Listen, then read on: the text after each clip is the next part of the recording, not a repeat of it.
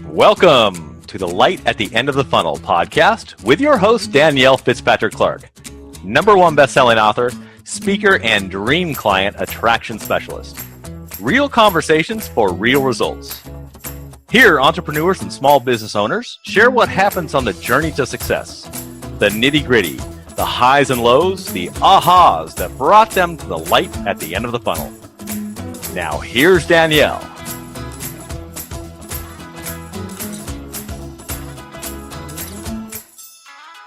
Hey everyone, welcome back to another episode of Light at the End of the Funnel, and we're in season 2, so we're all about impact on season 2, and I'm so excited to have Avery Konda on here with me, and he is a young, inspirational, and charismatic leader who has a natural ability to connect and communicate with others on a genuine and respectful level. Wow, that's so needed. I'm so glad to have you here, Avery. I'll tell him a little bit more. So he's a social entrepreneur with a background in impact investing. That is investing into companies that have a social mission mandate to create a social impact alongside a sustainable ROI. So he works with young entrepreneurs and works to create opportunity to make a social impact and positive difference in the world. So yeah, Avery, we're so excited to pick your brain today on the podcast. Oh, I'm excited. So this is kind of a new concept of social impact. I have to say I haven't heard this a lot. Can you go into that a little bit and explain everyone what you're up to in the world? Yeah. So social impact is really a new theme that originated, I think, in Canada. I might give Canada that credit, but it's definitely pretty here now, and it was about 3 or 4 years ago that it really came to more of a, I guess, a national theme, and it really is investing in a social cause, right? You invest in a company, or you invest in something that not only has that ROI or that return on investment, but also that social impact embedded into what you do, right? So like social enterprises, like B corporations, they have that. Oh, I think I lost you. Hold on. Awesome. Well, I mean, I will give Canada that credit too, because you guys are the friendliest people ever. Yeah, that's true. I grew up on the border of Canada. I'm like, oh my gosh, I love Canadians. You guys. Nice. Yeah. Well, I love that, and I do think that it's something that's emerging, and I'm hearing that all the time. With sponsors and other companies, like, what are you doing to be socially impactful to the community that you're in? Mm-hmm. So you do this with bigger companies. What does investing in these companies look like as an entrepreneur or a small business owner? What would that look like? Yeah, it's kind of interesting now, and this is a little bit more in the States, but it's coming to Canada too. They have a new legislation that allows anyone to be an angel investor, right? And I think the term angel investor is a little traditional. I like the idea of an impact investor because you're investing for that impact. But you can, little as $20 invest in companies now, and then you get shares in the company. So it's a much more equitable, much more equal opportunity for anyone to be able to invest in those companies. Yeah. And that's what really got me into it, right? I got my feet wet by putting $20 into one company, and then seeing that rise and then also fall, because investing is dangerous. You see it fluctuate a lot, and then I realized that the more I looked into the companies, the more I got into it. I really liked that idea. I liked investing in an impact, and then seeing that impact come to fruition is something that could make positive change, right? Yeah. Oh, that is interesting. I haven't heard of this before. So I'm so grateful that you're here telling us about this. Okay, so is it like a platform, or do you just pick a company, and how do you invest in a company? How do you decide which companies to be an angel investor for?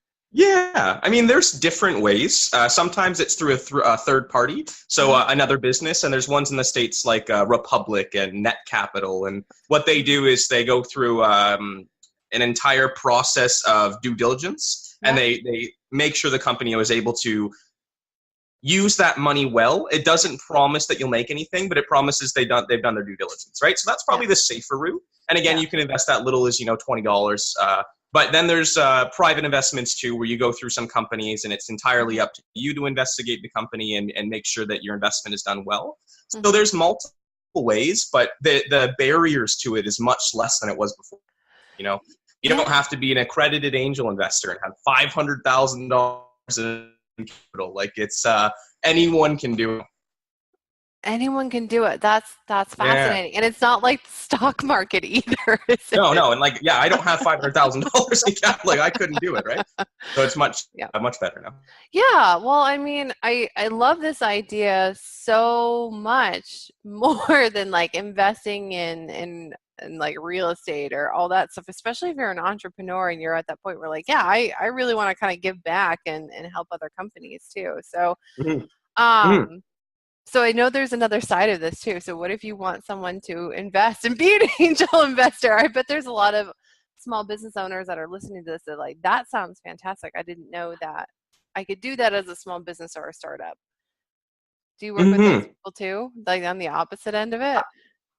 Yeah, I do. And I mean, I've helped out with a couple raises, but the two easiest ways to get angel investments or to at least start that process, one really is crowdfunding. So if you use platforms, again, like the traditional Kickstarter, but there are new platforms that allow for funding through stocks, right? So you crowdfund and people give money for a stock instead of a reward. So it's a cool flip on it, but that's an easy way because if you show community, it's a little bit of, FOMO, the fear of missing out, a little bit. You don't want that to be the reason someone invests, but it creates a community and a backing behind it, and that's a lot more organic, right?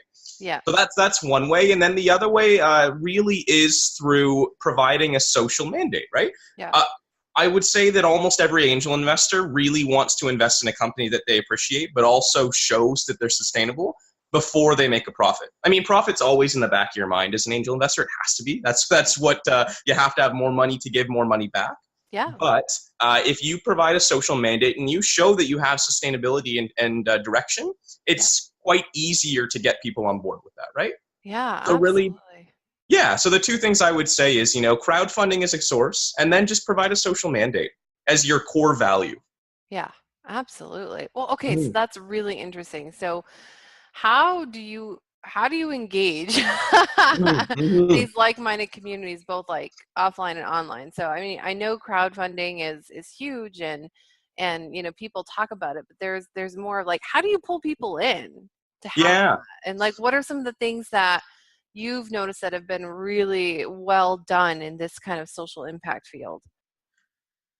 Well, that's a loaded question.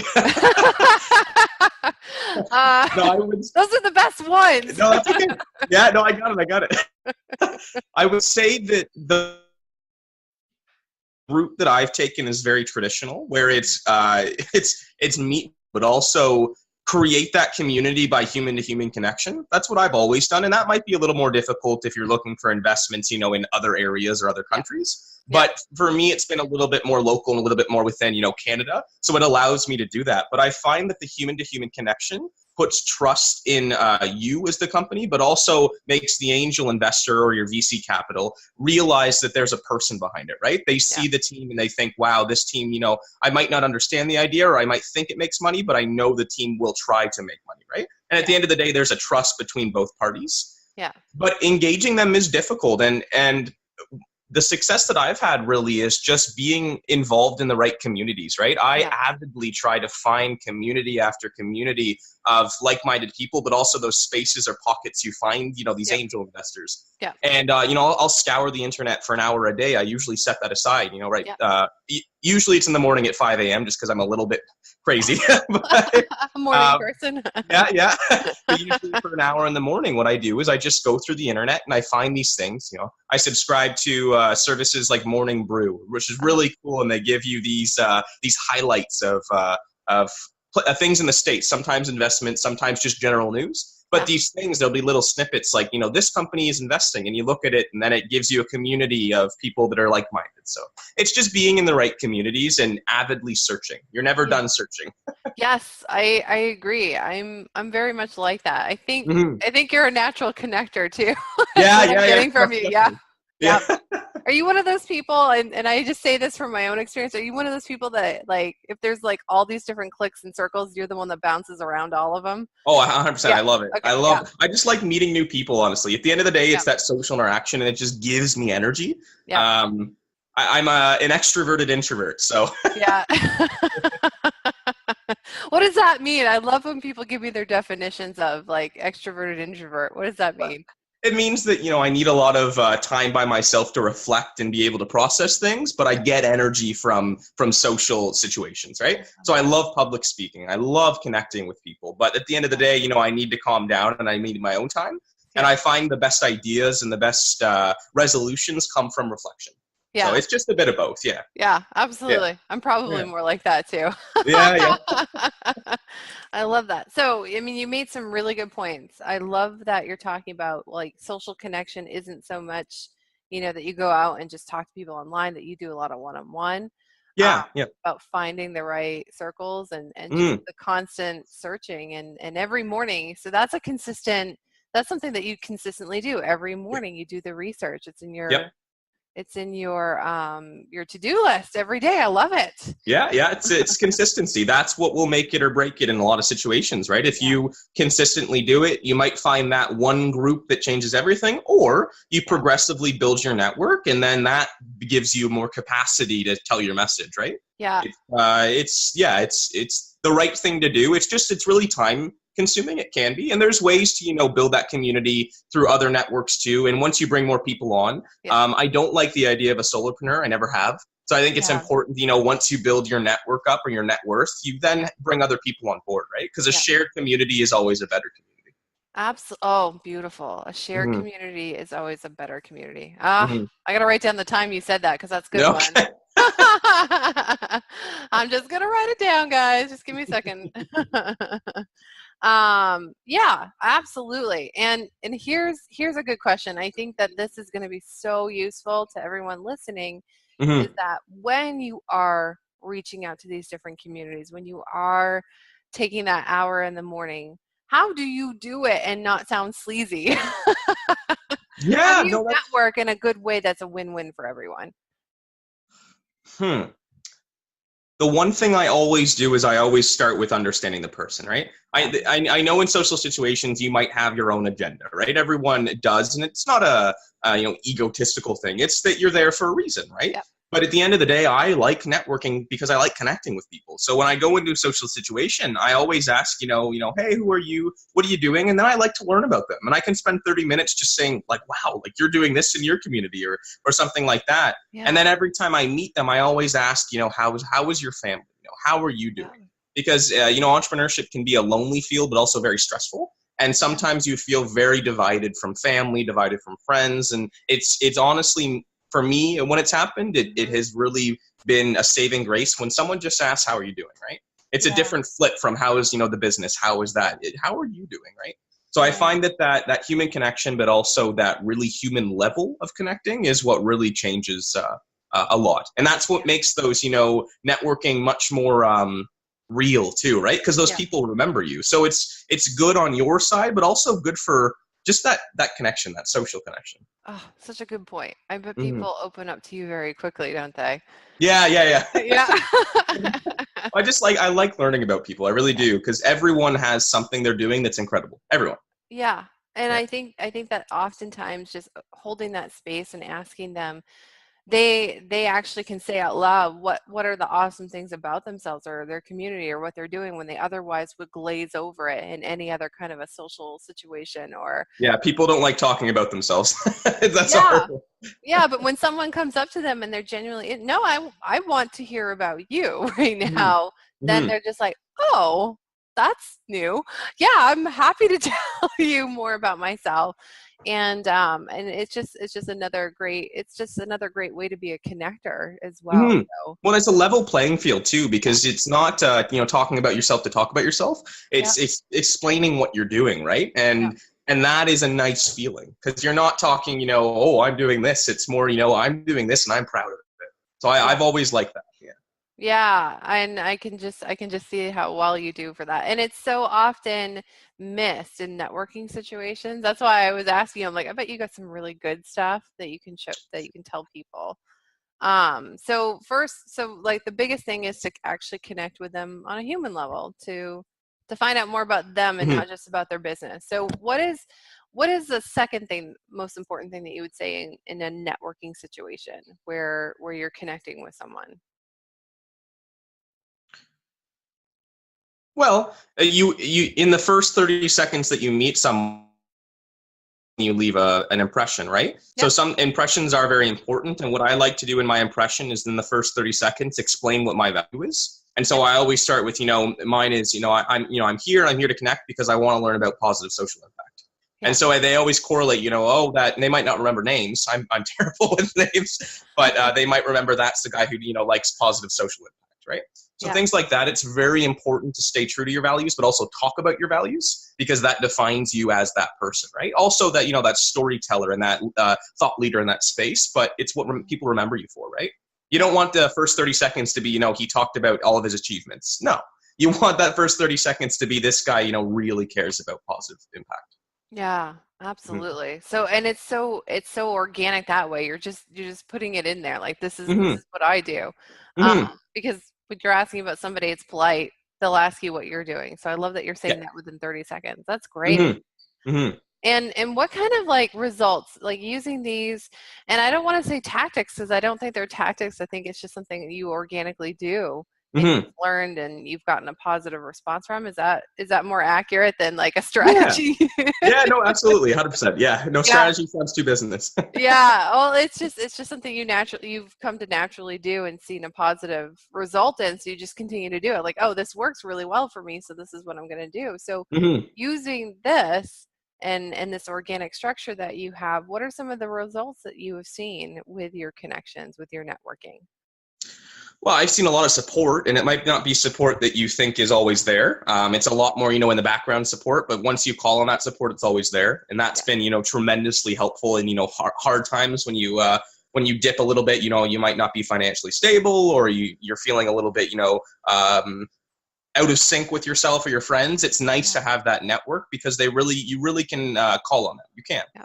And I also find that building a network and doing it organically that way, actually caring about the people, is that you get mentors, right? Yeah. And so I at any moment of time have 5 to 10 mentors, and that might seem like an extreme amount, but they're very specific in what they can help me with, but what I can help them with too, right? And that creates a friendship. But those mentors are helping me and guiding me along the way. And if I wasn't building an organic network, they wouldn't be there, I don't think. So I think that it opens up new opportunities when you do it that way. They're not superficial. They can be much, much deeper, but also much, much more helpful for both parties. Yeah. Yeah, absolutely. I love that. 10 to 15 mentors. Oh my gosh. Like that's incredible. And Yeah. It's great. I think that's great. I think the more it just showcases that there's people out there who are willing to help in different situations when it comes to entrepreneurship and small business ownership. So I love that. And do your mentors have like different niches that they help you on, or what kind of mentors do you look for? Do you just look for support in different areas? It's just kind of nice for the audience to know, like, yeah, if you're looking for a mentor, then maybe pull in something like this. Does that make sense? Oh. Yeah. Okay. The kind of mentors that I look for really vary. It's not specific to age. It's not specific to sector. It's not specific to expertise. Because every mentor has something that they can help you with, and I think that's the really cool thing about mentorship. I have a mentor who's 75. I have a mentor who's 26. I have a mentor who's 19. He's younger than I am, and I have a mentor who's 50. Right? It's all ages, but each of them have their own expertise. I remember one of the more recent ones, a new mentor who helped me out. He's an expert in sales. Yeah. And I was having troubles with my closing pitch. And I always have. I'm bad at closing. Because it flips onto now, there's a sale. And because I'm really good at the beginning and middle because I like connecting, right? So to me, it feels natural. I'm like, oh, this is great. And then at the end, I got to say, can you buy? I never like that. But I know it's important. So he helped me out. And I went from, I think I had an 8% conversion to about 60. Right. Wow. And I would have never, and this guy was completely different. I'm a little bit in sales, but he was a different sector, traditional sector. He was in this other thing, but even he helped me. Right. Yeah. So it's nice to see that mentors of any expertise can help you out. So I don't know. I don't know how to answer the question fully, because I think any mentor that you get, you should connect with, right? If they offer mentorship, there will be even one thing that's useful for you. Yeah, well, I think even just kind of telling us what it is that you've done, um, and just being, you're very open to coaching from what I could tell too. So, and that's really good for everyone to hear. It's just being open and to look for different things that you may need some help with, and that there's always someone there to mentor. So that's always, it's wonderful to hear. Um, That's great. That's great. I know audience members, if you hear us getting in and out, it's just because we're working on the video coming up for us. So I love everything that you're doing. It's so profound, so needed. So I just want to ask one more question before we start talking about your book. And that's like, for people who want social impact but haven't quite stepped into that, what would be some of the first steps you would encourage them to do? I mean, the first step always with anything is find out what kind of social impact you want to leave.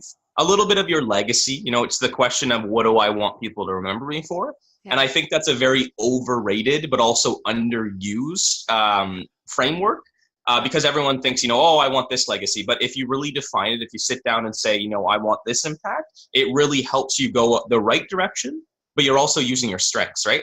So for me, it's positive social impact, but for someone else, it might be positive environmental impact, right? Yeah. It might just be general impact. And everyone has an expertise and a strength that they bring, and owning in on those and then developing your weaknesses is what really will change everything, right? Yeah. And I don't even like the word weaknesses. I always say areas of development, because I don't think anyone really has a weakness. I think it's you're developing in some, and then you have your strengths, right? Right. But it's really getting started and then defining that value, or defining what that impact looks like, and then avidly seeking mentorship and avidly seeking those networking opportunities and building up that network. That's what will change it that's what will make that a positive change for you. Yeah. Beautiful. So well said. So well said. And it's you know what? It's beautiful, and it's very simple. It's very simple. When at the end of the day, it really is. Yeah. Yeah. Human connection can be very simple. That's what I tell people. Yeah, it's not a hard thing. It really is that human-to-human connection and just really caring, right? Yeah. It's that organic level of business is important, but at the end of the day, connecting with people is always more important. Yeah, love that. Beautiful. Okay, so I'm really excited because you've got a book coming out. Yeah. I'd love for you to tell us more about your book and what you're up to next, like when it's being, what your book is and when it's being released, and then some of the other things that you're working on. So book's being in development right now. I'm working with a team on it and super excited about it because it's a framework, and I'll just give one statement on it. It's on social microcosms and what that can do for people. Very nice.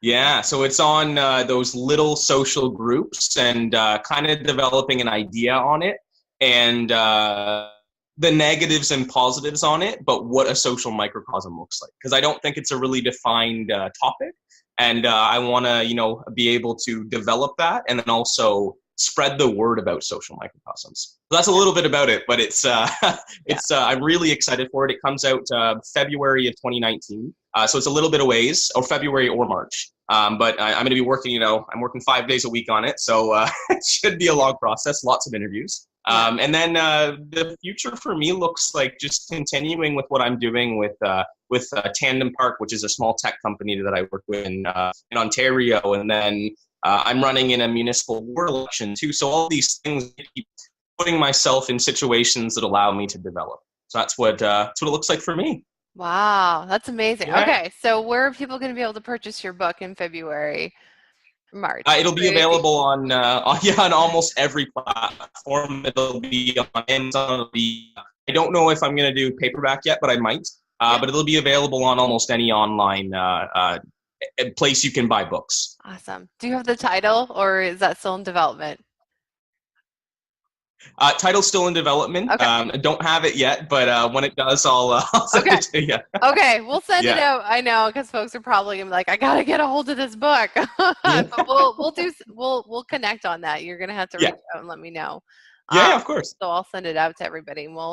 But you guys can always look February, March for Avery on Amazon. Yeah, absolutely. I would search his name, but we'll put it out there as much as we can too. Oh, thank you. Awesome. Well, thank you so much. I really appreciate you coming on with us, and you know, and I know that you're up to some amazing things. So awesome. So do you have a free gift for our audience members? Yeah, I do. So I thought, long and hard about this, but I'd like to, in February, March, when my book is released, I'd like one viewer today to get a free copy of that, and it'll be randomly selected, but one of your fans, I think it'd be really cool if they got a free copy of that book. So be on the lookout for that one. All right, guys. So we're going to do a little gamification here. Yeah. pull a name from the following that we have. So, oh my gosh, that's going to be incredible. Awesome. Well, thank you. I will help. Yeah. Do you like gamification too? I like games. Yeah. I always like that. See, I do this little thing with my hands. You guys can't see it, but when I say gamification, I rub my hands together. Awesome. Well, Avery, we really appreciate you coming on, and excited for everything that you're putting out there in the world and in Canada too, and just coming on and playing with us here on Light at the End of the Funnel and talking about impact. Yeah, it was an absolute pleasure to be a part of it, and I'm excited for it to become something more, right? Yeah. And although Canada, might be the beginning, I hope it really goes, throughout North America and the rest of the world, honestly. It's a really important topic. It is. I'm so glad that there's people like you out there teaching it, because it is essential. Yeah. Yeah. Thank you. Absolutely. All right, everyone. Well, thank you for joining us on Light at the End of the Funnel, all about impact this season 2, and we will be back next week with another episode. Bye for now. Hey everyone. Thank you so much for listening to another episode of Light at the End of the Funnel. And today I wanted to take just a moment to introduce another event coming up here in Charlotte, North Carolina, November 1st through 3rd, called Entrepreneur City Live, where we are helping entrepreneurs and small business owners scale their business, create financial freedom in their life and their business, and also spread their message to the masses. So you can come on in and join us by putting in your website URL, entrepreneurcitylive.com. So come on in there. Tickets are on sale, and they're going to be sold out here soon. So grab yours while they're still available.